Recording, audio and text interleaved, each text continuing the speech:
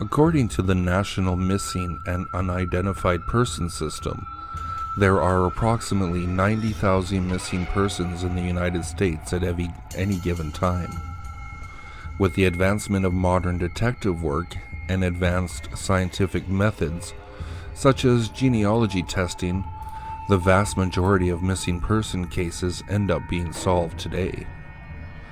Even so, sometimes investigators just aren't able to provide enough conclusive evidence to put the pieces together on some of these cases, and they go unsolved. There have been some devastating, very suspicious missing persons cases in recent times that definitely fall into this category. Throughout history, though, all around the world, certain missing person cases have left investigators and families struggling to find answers. When there is little evidence to no evidence and no eyewitnesses, missing persons cases tragically end up being closed and unsolved. Come with us as we walk through some of the most puzzling and tragic missing persons cases throughout history all around the globe.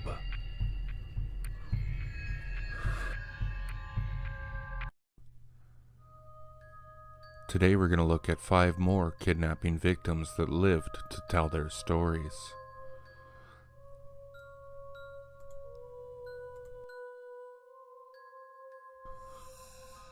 Number 5.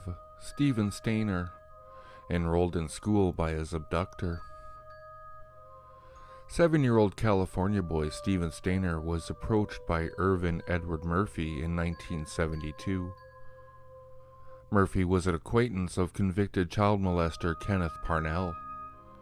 Murphy convinced the 7-year-old to get into Parnell's car. Parnell then took Stephen to his cabin and repeatedly assaulted him for the next 7 years. Parnell told Stephen that his parents had given him to Parnell because they simply could not afford to have as many children. Shockingly, Parnell renamed the boy Dennis Gregory Parnell and even enrolled the boy in school. Years later, Parnell began to look for a younger victim and eventually found one in 5-year-old Timothy White. While Parnell was away at work, Stephen took Timothy and ran to the police station, telling them of his twisted 7-year hell. Tragically, in 1989, at 24 years old, Stephen Stainer was killed in a hit-and-run motorcycle accident. A then 14-year-old Timothy White was a pallbearer at Stephen's funeral.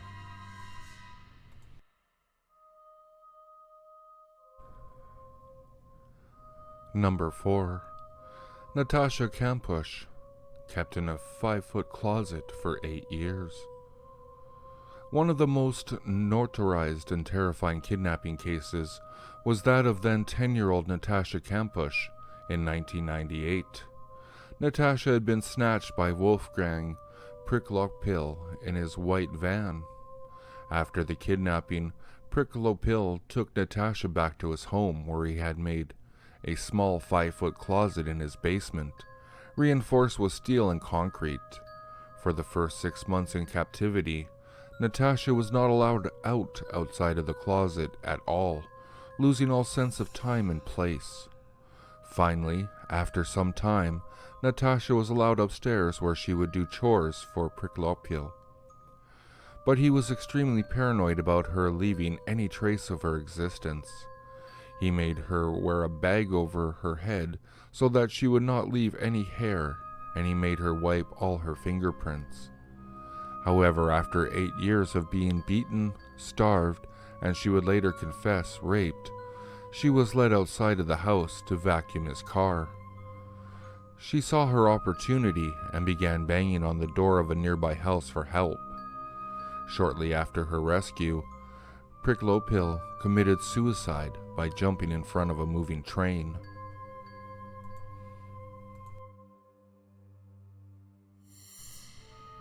Number 3. Fusako Sano, in her own Japanese horror film. Fusako Sano was only 9 years old when she was kidnapped in 1990 in Japan. Fusako had been abducted by a local, nearly 30-year-old man named Nobuyuki Sato. The man had a reputation for being mentally disturbed. After kidnapping Fusako, he tied her up and began to cut her hair and make him wear his clothes, all in the apartment he shared with his elderly mother. Eerily, he lived not even 300 yards from the local police station, even at one time having his apartment searched by police, yet they never found Fusako.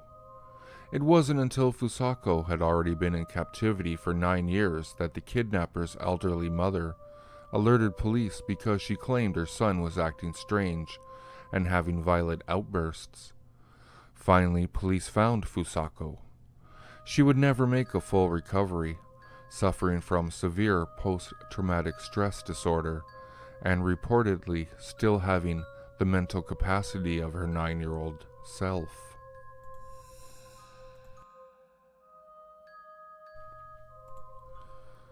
Number 2.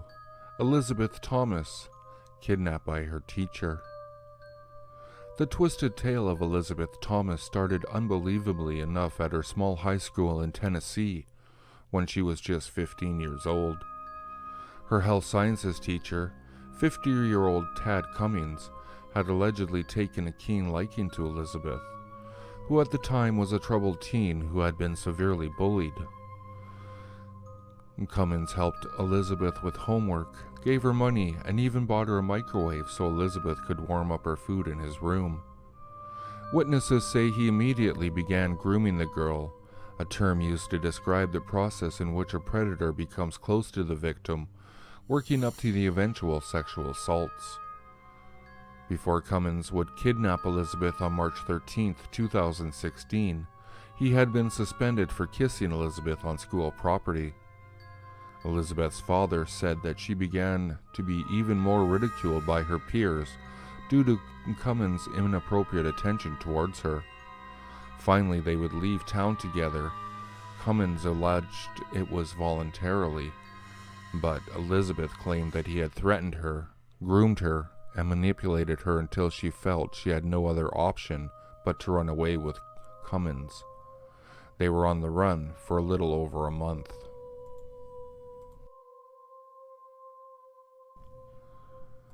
Number 1. Jessica Mullenberg. Her appearance changed by her abductor. Perhaps one of the most shocking cases of kidnapping involved a then 13-year-old Jessica Mullenberg, who was abducted by a deranged man who had seemingly woven himself in every fold of young Jessica's life. A man named Stephen Oliver was not only her neighbor, but a teacher's aide at her school as well as a father of one of her classmates. He began to abuse her when she was 9, often at his home when she was over visiting his children. On September 6, 1995, Oliver told Jessica that a publisher was interested in a story she had written, and her parents allowed her to go with the man that they had known for years, blissfully unaware of what he would do next. Jessica says that she fell asleep in the car and woke up to her feet and hands bound. Their next stop would be an airport to fly to Houston. There, in a seedy motel, he cut and dyed Jessica's hair and told her new name was Cindy Johnson. She recounts being severely abused every day by Oliver, lasting an excruciating 3.5 months in that very same seedy hotel room until she was rescued.